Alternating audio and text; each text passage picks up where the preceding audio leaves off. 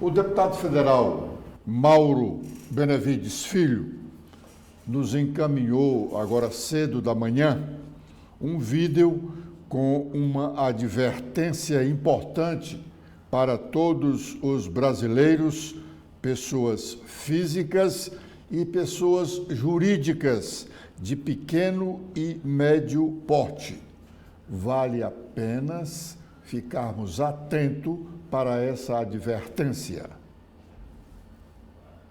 Estou passando aqui para alertar o povo brasileiro em relação ao PLP número 40, que vai ser votado à urgência hoje aqui na Câmara dos Deputados, que trata da autorização para o sistema bancário de ir na sua conta bancária, meu caro brasileiro, minha cara brasileira, de qualquer dívida que você tiver com os bancos acima de 30 dias, portanto, com 31 dias, o banco vai lá na sua conta e saca o dinheiro para poder pagar essa dívida. Ela não pede autorização a você. Ainda mais, a sua dívida de cartão de crédito também vai ser matéria para ele ir lá na sua conta e sacar o seu dinheiro para poder pagar lá.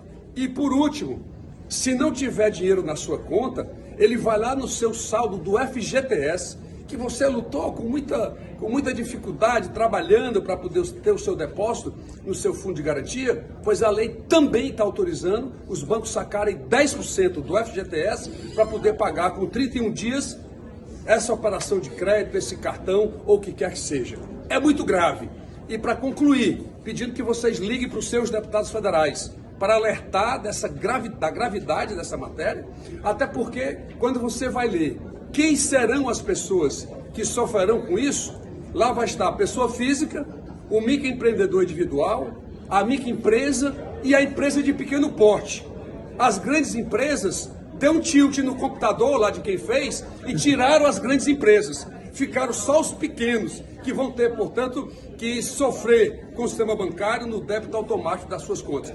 Chegou a hora de vocês ligarem para os seus deputados federais e votar contra a urgência do PLP 40, que trata do débito em conta automática por parte do sistema bancário. Realmente, não é só muito grave, não, é gravíssimo essa proposta de lei que atinge realmente a todos os brasileiros devedores. O devedor tem que pagar a sua conta. Se ele contraiu uma despesa, uma conta, ele tem que pagar. Ele é obrigado a pagar. Agora, o governo não tem o direito de dizer, vai lá, toma o dinheiro dele onde estiver, até no fundo de garantia por tempo de serviço, que é uma poupança que tem o trabalhador brasileiro.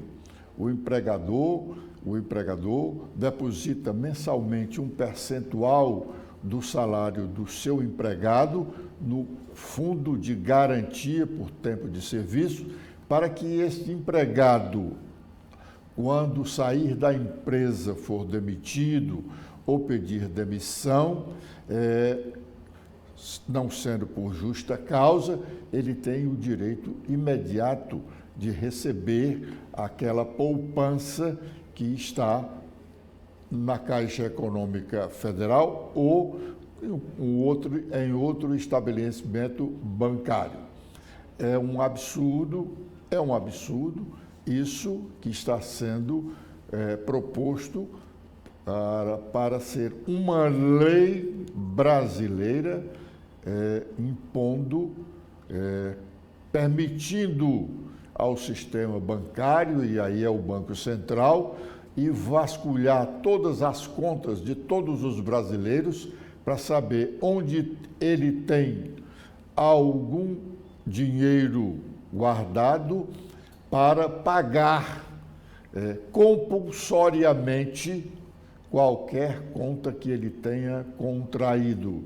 Se ele não tiver dinheiro depositado em algum banco, aí o Banco Central vai lá na conta privatíssima dele, trabalhador, que é o FGTS, e tira 10% para pagar o cartão de crédito que está em débito, o cheque que voltou sem fundo, qualquer débito que esteja registrado no sistema bancário nacional. Repito, o devedor tem obrigação de pagar. Ele tem obrigação de pagar o que deve. O que se discute é o governo. Temos uma lei no país que permita que o credor bancário vá em qualquer conta, em qualquer estabelecimento bancário daquele devedor e retire aquele dinheiro, inclusive no fundo de garantia por tempo de serviço. Como diz o deputado Mauro Benevides Filho, quem elaborou esse projeto de lei, no computador dele, teve uma oportunidade de ele delatar as empresas devedoras não estão sujeitas às grandes empresas, porque as pequenas e médias empresas estão, as grandes empresas não estão. No caso da Coteminas aí, que ela está agora com a recuperação judicial, um débito imenso junto ao sistema financeiro nacional. Terminou ontem o prazo do calendário eleitoral que garante inscrição de novos eleitores ou regularização de qualquer eleitor junto ao sistema eleitoral brasileiro nos tribunais regionais eleitorais de todos os 26 estados nacionais e mais o Distrito Federal. Só poderão votar no dia 6 de outubro, no dia que todos nós vamos às urnas para escolhermos vereadores e prefeitos dos mais de 5.600 municípios brasileiros, só poderão votar naquele dia quem estiver em dia com a Justiça Eleitoral. Só quem pode votar é quem está em dia com a Justiça Eleitoral. Até aqui, agora, nesse momento, não dá para sabermos, porque a Justiça Eleitoral, o Tribunal Superior Eleitoral, onde ficam concentradas todas as ações de registros de filiações eleitorais, ainda não divulgou o resultado de todos os novos títulos que foram emitidos até ontem.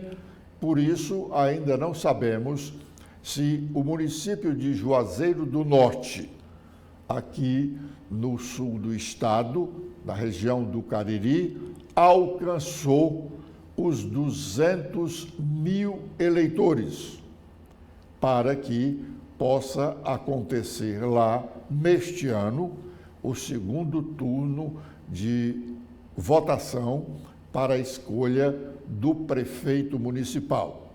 Até agora, é possível até que Juazeiro tenha alcançado, porque até ontem pela manhã, as informações que tínhamos era que faltavam menos de 500 eleitores para que o município alcançasse os 200 mil que a legislação diz que o município que tenha 200 mil eleitores mais um terá que ter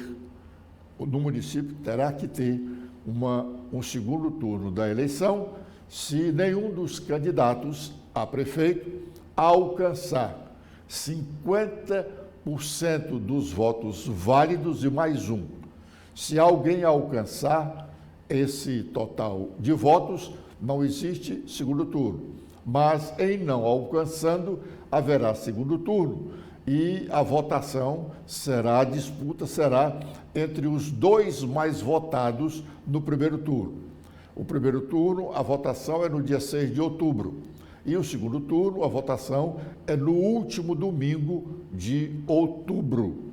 De modo que, logo na segunda-feira, a última segunda-feira do mês de outubro, já se saberá quem são os prefeitos de todos os municípios brasileiros. Há uma atenção muito grande com relação a esse número de eleitores de Juazeiro do Norte, por conta até do empenho do presidente do Tribunal Regional Eleitoral, o desembargador Raimundo Nonato Silva Santos, que é um filho de Juazeiro do Norte. Ele fez todos os esforços, facilitou todos os trabalhos da Justiça Eleitoral para permitir que todos os jovens alistassem para votar neste ano.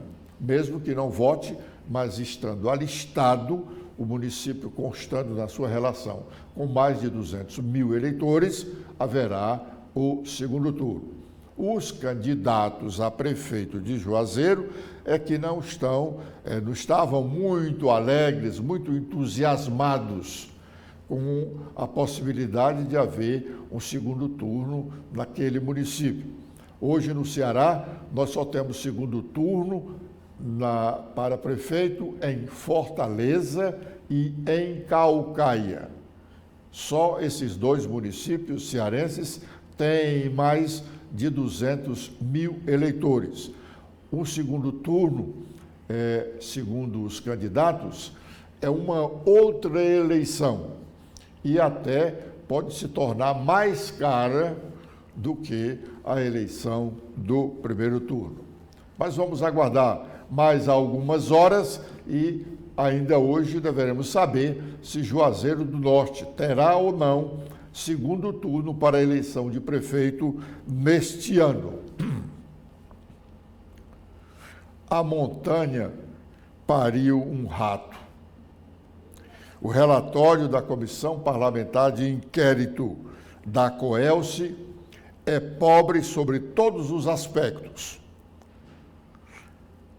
A partir da sua redação no resumo do relatório. O relatório realmente é muito grande, mas o resumo tem poucas páginas, mas a redação não é recomendável se acompanhar, é muito deficiente.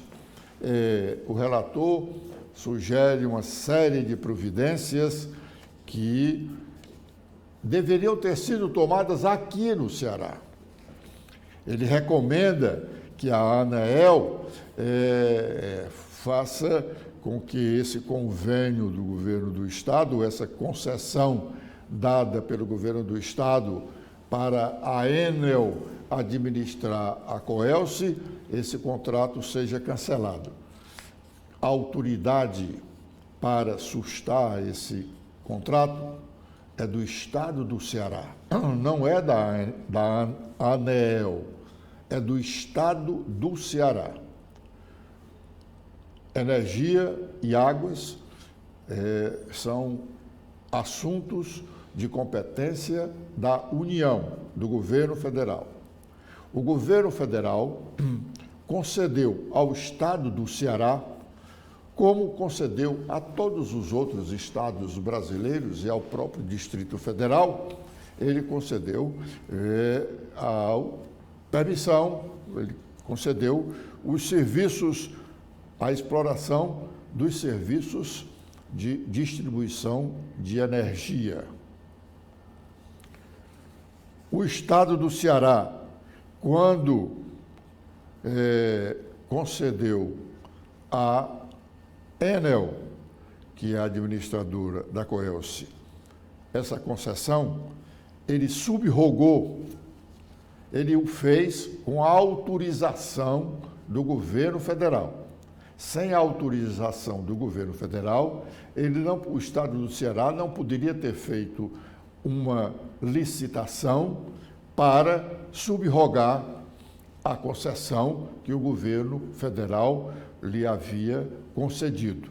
Portanto, é o governo do Estado do Ceará que tem autoridade para continuar ou parar a concessão que ele deu à Enel para administrar a Coelce. O governo federal pode até sustar a concessão que ele deu ao estado do Ceará. Aí é outra coisa. Mas a CPI sugerir, o relatório da sugerir que o Ministério ou a ANEEL, que é a agência reguladora, suspenda esse contrato, não pode. Então,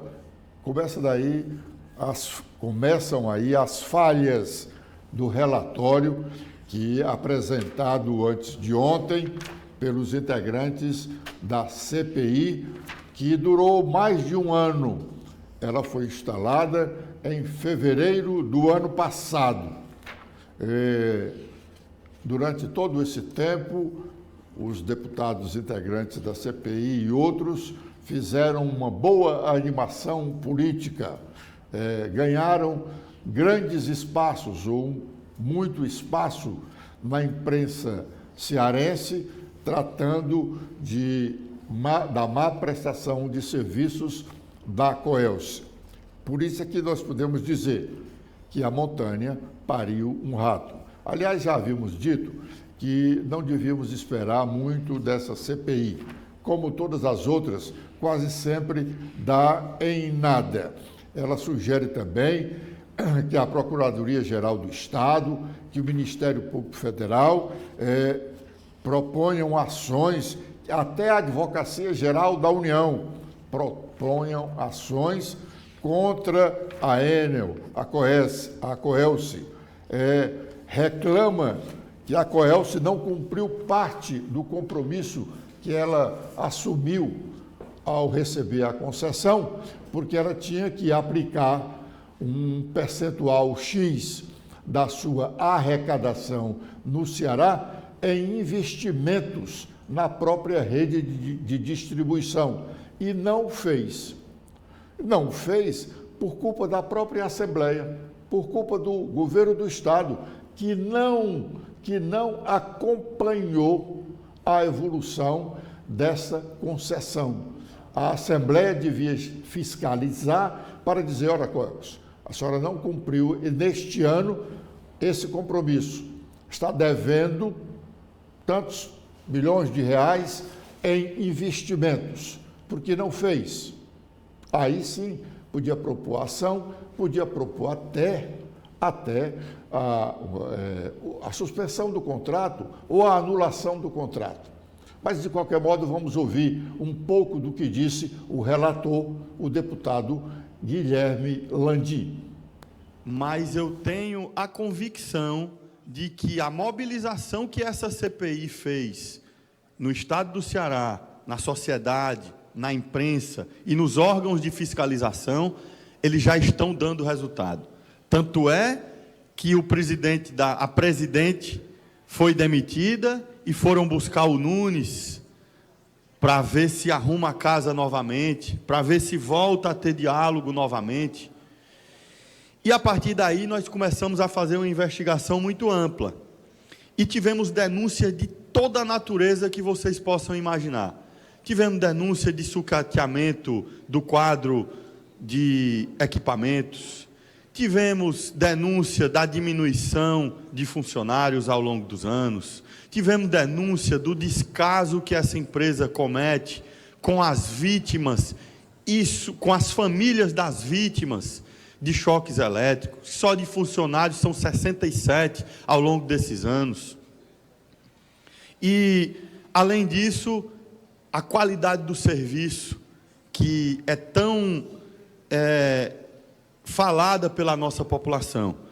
E aí nós começamos a fazer essa avaliação e pudemos encontrar uma empresa que antes de 2016 era a melhor do Brasil, a mais bem avaliada do Brasil, e que de 2016 para cá sucateou completamente o seu serviço. E o presidente não soube, presidente de Assis, não conseguiu nos dizer na CPI, e eu perguntei por diversas vezes, presidente, eu quero saber de você o porquê que essa empresa chegou nesse ponto. E ele, a todo momento, tergiversava e dizia que não queria falar de passado, que estava ali para falar de futuro, que o povo do Ceará podia confiar que eles iam melhorar o serviço, iam voltar a ser a empresa de excelência, e não dizia o porquê que chegou no fundo do poço. E esse relatório traz, com muita clareza, como eu pude apresentar ontem, o porquê que isso aconteceu. Nos anos que a Enel era a melhor do Brasil, ela fazia um investimento da sua receita líquida de mais de 22% de investimento na manutenção, nas ampliações e tudo mais. E ao longo desses últimos anos, que ela é a pior do Brasil, ela baixou esse investimento para 15%. Só essa diminuição já nos dava a resposta que nós queríamos do porquê que falta tanta energia, do porquê que o serviço é tão ruim. Mas quando nós fomos analisar os números desses 15%, deputado Sérgio, aí nós conseguimos constatar que o problema é ainda muito maior do que só esse. Dentro de todo o investimento que essa empresa faz e que ela coloca nos seus relatórios, ela só usa 10% desse dinheiro de investimento para fazer manutenção da rede elétrica, que a manutenção é justamente a troca do transformador, a troca do fio que está ali para romper, do poste que quebrou e que por isso fez a energia faltar, ou daquelas canelas, como a gente conhece no interior, que vivem caindo e precisam ser trocadas para acabar. Então, eles deixaram de investir dinheiro nisso. Por isso que o nosso sistema chegou a esse colapso que está hoje. E, diante de tudo isso, nós fomos mobilizar diversos órgãos. E aí nós temos encaminhamentos para a ANEEL, que essa é uma das principais culpadas por esse processo estar da forma que está hoje. Porque ela é a responsável por fazer a fiscalização dessas empresas. Se ela cumprisse o que está na lei, se ela cumprisse o que está nas próprias resoluções que ela editou, essas empresas não estavam fazendo o que estão fazendo hoje com o povo do Ceará e de tantos outros estados. A Enel está se comprometendo com o estado do Ceará, entre o ano de 2024 e 2026, fazer investimento. Nós vamos acompanhar para e passo, porque enquanto nós tivermos que conviver com essa empresa, ela não vai se livrar da nossa fiscalização, nem da nossa cobrança. Isso, cada cearense pode ficar certo de que nós vamos estar vigilantes em relação a isso. Bom, ainda sobre Coelce, mas fora de comissão parlamentar de inquérito, é que o deputado Renato Roseno, e eu já tratei desse assunto aqui, ele apresentou um projeto de resolução para que a Assembleia determine a realização de um plebiscito para saber se o cearense quer ou não reestatizar a Coelce, fazer com que a Coelce volte a ser um órgão do governo do estado do Ceará, administrado diretamente pelo governo do estado do Ceará, como era anteriormente, até no governo Tasso Gereissati, quando houve a licitação e ela passou a ser administrada pela iniciativa privada. Eu comentei que esse plebiscito não vai acontecer. E por que não vai acontecer? Porque o plebiscito custa muito caro para a Justiça Eleitoral realizar. Não deveria ser. O plebiscito é um dos instrumentos mais importantes da democracia. Nós deveríamos, aliás, desde 1988, consta da Constituição da República Brasileira. Nós deveríamos já estarmos habituados a participarmos de plebiscito. Em outras nações democráticas, tanto quanto a nossa ou mais, o plebiscito é muito comum. Se faz plebiscito para quase tudo que seja do interesse da população. Então, esse plebiscito não acontecerá. Mas está lá a proposta de reestatização da Coelce. Não é uma boa ideia, nos dias de modernidade que experimentamos no Brasil e no mundo. Mas ontem o deputado Renato Roseno fez um histórico do fornecimento de energia elétrica no estado do Ceará, desde a concessão dada pelo governo do estado do Ceará à iniciativa privada para exploração da Coelce. Vamos ouvi-lo. Quero voltar ao ano de 1998, quando essas galerias estavam cheias de gente, na votação da mensagem de privatização da Coelce. Deputado de Assis, eu acredito que o senhor estivesse comigo lá fora. Naquele ano de 98, foi dito ao cearense que iria se alienar a sua companhia de energia elétrica por R$1 bilhão para constituir um fundo previdenciário. Se passaram quase 30 anos, isso não aconteceu, o fundo previdenciário, né? Tanto é que houve sucessivas reformas previdenciárias. Portanto, a venda da Coelce, que deveria ser para ter... Isso era o discurso do governo Tasso Gereissati à época, que era para dar segurança ao servidor. Isso não foi feito, porque o servidor teve que amargar 2 reformas previdenciárias sequenciais. Esta casa, contra o clamor da sociedade cearense, votou a venda da Coelce em 98, que era uma companhia que estava saneada. Veja, a Coelce não estava deficitária em 98, a Coelce não estava ruim das pernas, ela estava, portanto, ela era, naquele momento, ela era uma companhia saneada, né?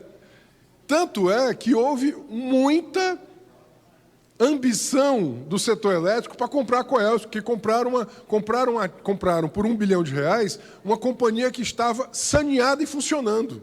O presidente da CPI da Enel, deputado Fernando Santana, e aqui eu queria elogiar o deputado Fernando Santana, elogiar os membros da CPI da Enel, todos eles, não tenho aqui todos os deputados de cabeça, mas eu quero elogiar todos que fizeram a CPI da Enel e que hoje, apresentando à sociedade cearense, né, a sugestão de ruptura do contrato, né, de não continuidade do contrato, eu quero fazer esse ato de memória. Esta casa, em 98, votou a privatização da Coelce.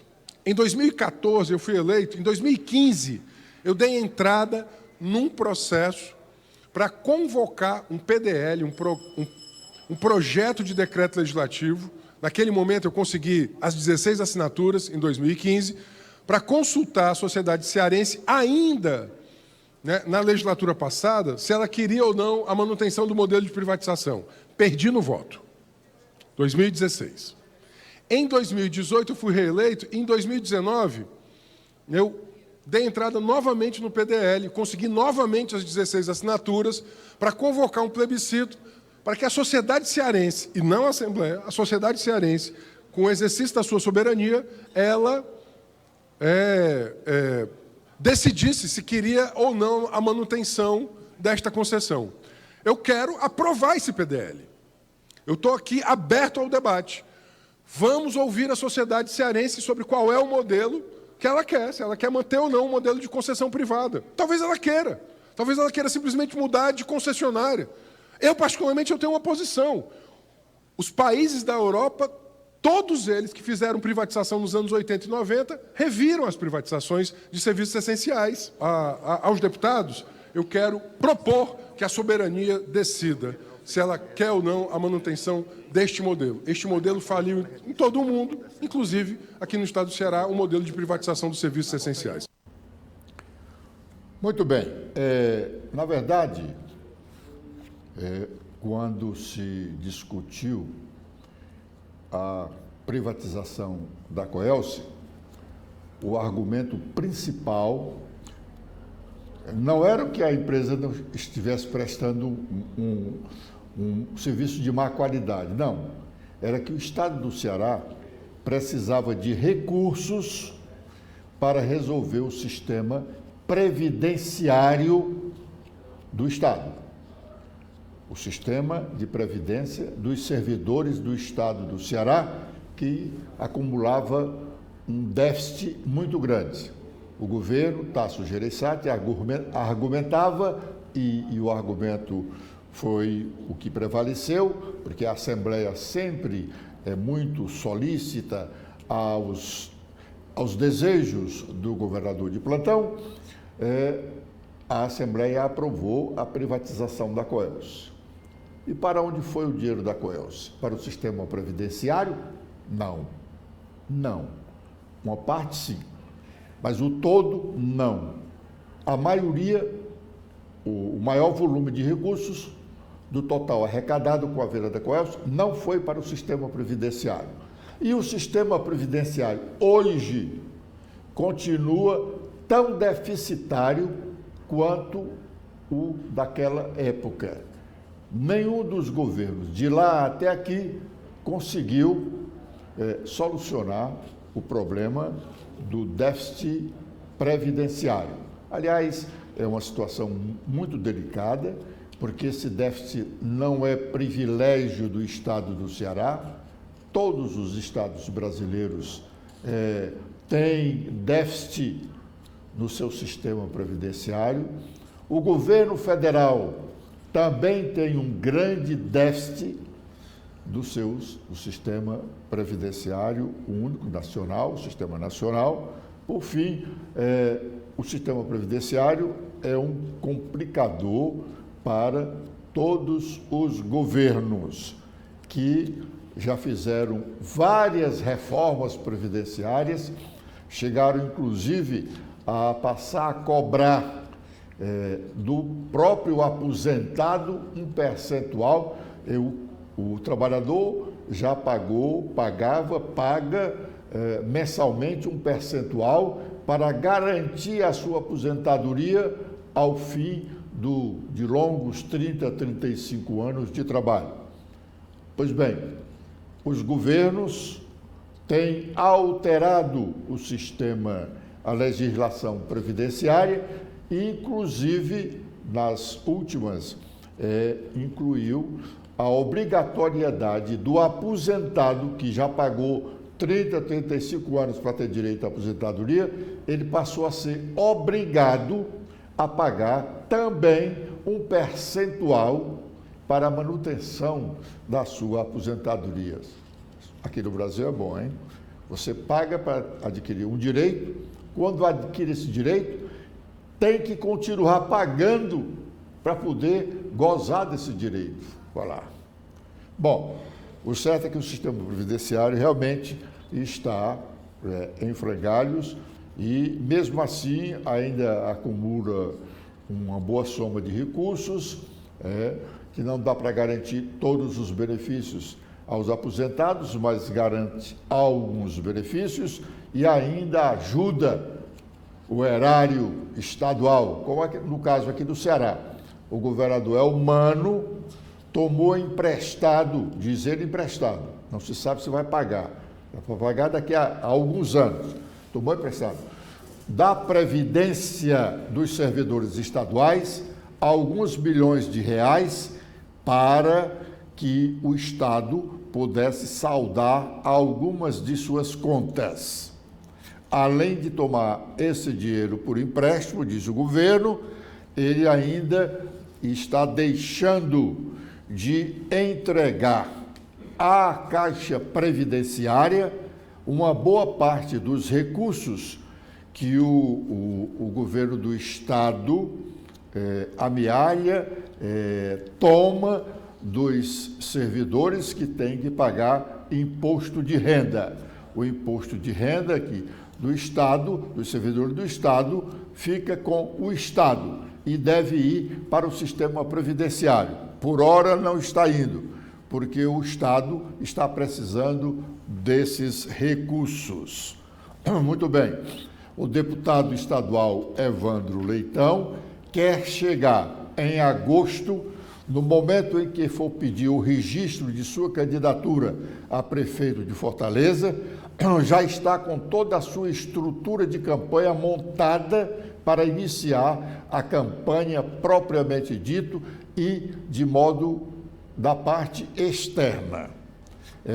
Ele está agora, já contratou a equipe de marketing, já tem a equipe de comunicação pronta e agora está montando a equipe para a elaboração do seu plano de governo municipal. Ele foi às universidades federal e estadual buscar pessoas, técnicos, professores com conhecimento da administração, das finanças, do ambiente social, enfim, de todos os setores da administração pública municipal.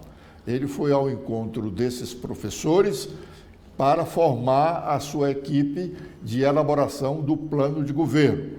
Que esse plano de governo, essa equipe será coordenada pelo deputado estadual, presidente do Diretório Municipal do PT, Guilherme Sampaio, e pelo presidente estadual do PSB, Eudoro Santana.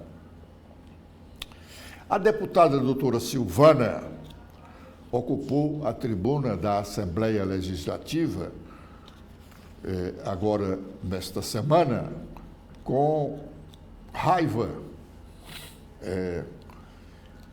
com a insatisfação muito grande com o show da cantora Madonna no Rio de Janeiro. Ela não escondia a sua indignação com aquela festa que ela associou, ela fez uma relação da festa com o desastre que estava acontecendo, que acontece no Rio Grande do Sul. Vamos ouvi-la. O show da Madonna era para ter sido cancelado, sim. Quem está dizendo aqui é a deputada Silvana, esposa do deputado federal, doutor Jaziel, líder do PL nessa casa. O show da Madonna, se esse país estivesse sendo realmente gerido por alguém que tem um mínimo de empatia e sensibilidade, aquela vergonha, o show da Madonna foi uma vergonha para todos os brasileiros, enquanto corpos e corpos sendo encontrados, nós não sabemos se são 85 mortos, 200, 300, não dá para saber, pastor Alcides. O fato é que nós fomos envergonhados pelo Rio de Janeiro. Eu estive recente agora, antes do show da Madonna, ali estive no grande congresso, o grande evento da nossa nação madureira, que eu faço parte, meu pastor Alcides. O bispo Samuel Ferreira ali, os hotéis estavam 3 vezes mais caros por causa da Madonna. Por causa da Madonna, não foi por causa do congresso da igreja, não, por causa da Madonna. Mas eu farei uso da palavra no tempo de liderança, para poder explicar melhor, para poder falar da atuação da igreja.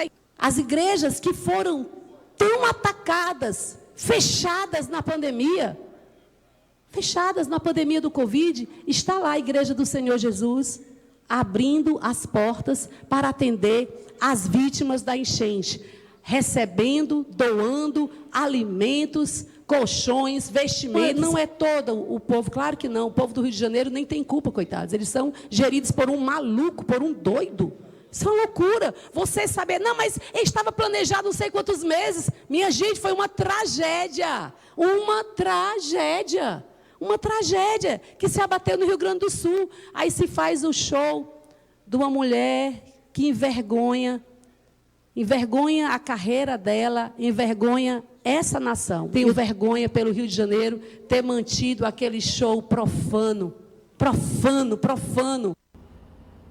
Bom, eu peço permissão às senhoras e senhores telespectadores aqui da TV da Transparência para encerrar esta nossa participação aqui no primeiro bloco de notícias da manhã de hoje, agradecendo ao Tribunal de Justiça do Estado do Ceará pela medalha que o tribunal nos concedeu, a medalha do Sesc Centenário. Esta medalha foi criada pela Justiça Brasileira agora neste ano, para comemorar os 150 anos de criação de alguns dos tribunais de justiça dos estados brasileiros, inclusive o do estado do Ceará, que foi comemorado no início deste ano. Obrigado.